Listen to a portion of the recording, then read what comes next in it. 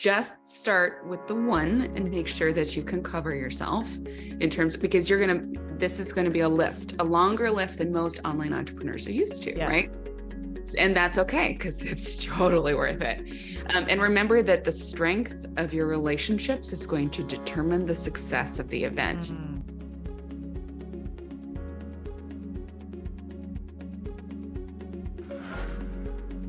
Welcome back to High Impact Selling. Sinclair and Natalie Jill here. And today we're going to talk about how to build your email list without social media.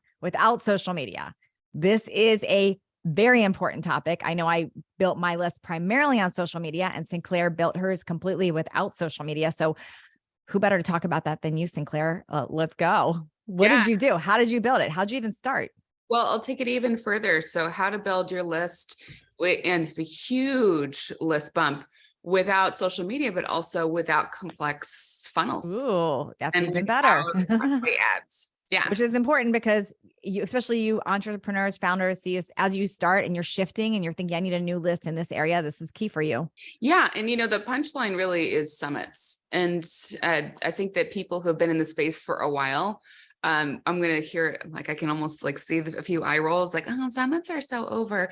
Well, you may have heard about summits years ago and they may have felt new back then, but they are absolutely working today. And it's how I built my list. So let's start with, why do people not like them? Why do people have that eye roll or go, I don't want to learn? What is that? I think it's the same eye roll people give about high ticket selling or masterclasses. Actually, any structure that doesn't feel new and shiny, you're going to get some people going, well, I haven't figured out how to make that work myself, therefore I'm going to dismiss it. So, okay. So you've been doing your whole business, when your whole business is like this, you built your entire gut health business through this method. So how did you start? What was the process? What do we need to know? Well, there's a lot of logistics that go into summits. So let's just start with whether or not it's right for you and what the actual value is to you. So the easiest way in my mind to establish yourself as the go-to expert for your niche is to create the party and invite everybody to it and be the host at the party. I love that. So it's a way to build relationships and partnerships. A lot of my partnerships came out of my first summits. And it creates this reciprocity. I'm going to bring you in, I'm going to feature you as an expert on my stage. I'm going to shepherd you through that as the summit host. I'm going to make you look good. And there's a built-in human desire for reciprocity. Oh, and while I'm here, let me take care of you. And, also affirm what an expert you are on thank you so much. So there's definitely an art to asserting yourself as the expert in these interviews. So you're not just sitting there oh, tell me more about how great you are. Your audience needs to see you delivering value also in every single interview. You can't check out of that piece, but it is absolutely the way to bring in cold traffic and have them fall in love with you in just 3 days. Oh, okay. So that you're the one that convinced me pretty much to do them. Because I know you did not want to do it. Yeah, I did not. I was that person that was against it. So let's talk about what are some ways, so you said it's a way to have your stage and have a party and invite people to your party and be a feature. What are some you must know this and you want to consider this and definitely don't go here? Okay, so please, for the love of God, don't give your summit a title that is not practical. Don't call it the happy goddess, oh boy, day of rest or something. Okay. Please don't do that. And please don't just give it the title of your field of expertise and assume that is enough. Just like any other offer, a summit must solve a problem, and it needs to stand on its own as an educational experience that is worth purchase and that can last for years. So I always prep my speakers with my list of expectations, lovingly sent ahead of time. I'm so excited, blah, blah, blah. Sinclair's really looking forward to interviewing you. Here are her expectations. And, you want to build. And what type of expectations do you put in there? That you will come showered. Oh, no, that you're thinking through how your interview can stand alone and stand the test of time. And you're not going to bring me. Oh, I see. Game. Okay. You're going to bring your A game and you're going to deliver value in the moment. You're going to provide ideas and starting places for people in your subtopic. So here's a way to pick your topic. I'm just going to help you guys cheat right now. Your topic needs to be big enough that you can have 50 subtopics within it and have a theme each day. within that umbrella topic. So my upcoming summit is called Reversing Gut Conditions, Chronic Gut Conditions. That gives me a lot of room to play. Yeah. And mine too. Mine's midlife conversations deep dive. So lots of different topics within that. Yes. So you know exactly who the avatar is and how they're going to feel seen and how they may not be attended to, by the other people in your field and your marketplace. So subtopics need to be crafted ahead of time. The best person to interview on that subtopic, and then they need to understand coming in that a summit is a partnership. So this can be a little bit of an education because some people are used to, like, I have a speaker fee, right, when I go into somebody else's stage, but summits are a different model. Right. So summits are about partnership. They can get leads from your summit and they need to bring leads to your summit. So everybody wins if you use the format correctly. Okay. So let's go. I understand this now, but I did not understand this for years. So I want to ask some questions that I would have asked a year ago, because this is going to help some people. So the first thing that came to mind is, why would I be on someone's summit if now I have to mail? So can you explain that? Yeah. So it's about reciprocity. So you are a promotion partner.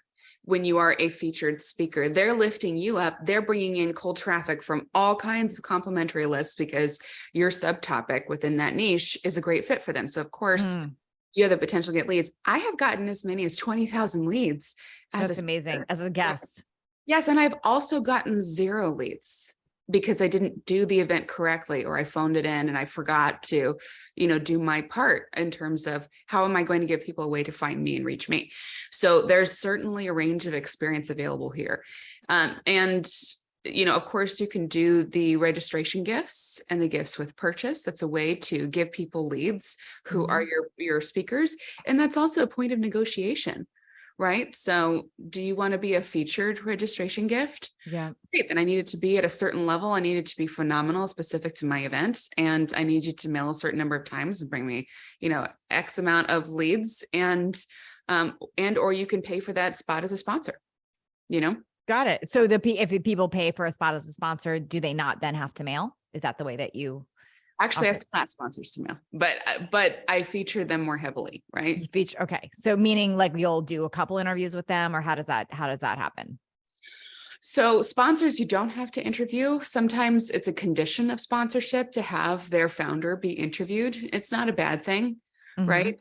They need to be a good fit, because any sponsor, you guys got to come from abundance. If you're going to commit to an event like this, you really need to only bring in sponsors that you can explicitly endorse. Yes. Feel good about. That makes sense. Okay.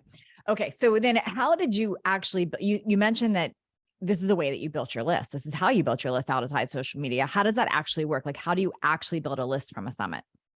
So a summit's going to have somewhere between 35 and 50 speakers on it. And it's also going to have summit partnerships or sponsorships. And you're also going to have a summit production team, unless you do it in-house, and either one works great. Okay. But you got to do the math and say, okay, as a speaker comes in and agrees to this, there's a whole agreement series that you go through. How many times do they agree to promote? How big is their list? Do they agree to promote on social, et cetera? And then you start doing some math. So some people are good for 200 leads. Some people are good for 2,000. Wow. And so you can even ask them, in the spirit of partnership, hey, can you check and have your affiliate manager see, like, how many leads have you been sending to your recent events with this kind of topic? We'd love to know. It will help us plan. That's okay. What advice do you give to somebody that's listening that's going, I have not tried the summit model. And I would like to bring in a new genre of lists, leads. I would like to do this. What advice do you want to give them to start? Because obviously you've been doing this over years. I just am doing my first one right now. And I did put a lot of work into making it different. And what do you advise people just follow a model? Do they try to put their own spin on it? What's your advice there? Oh, so good. Okay. So for one thing, I want you to shape some realistic expectations around this. This is a 9-month project, and then you're going to sell a post-summit offer sequence. If you do it right, the way I do it, that is, it may not be right, but I certainly make a significant, we do really well on our post-summit.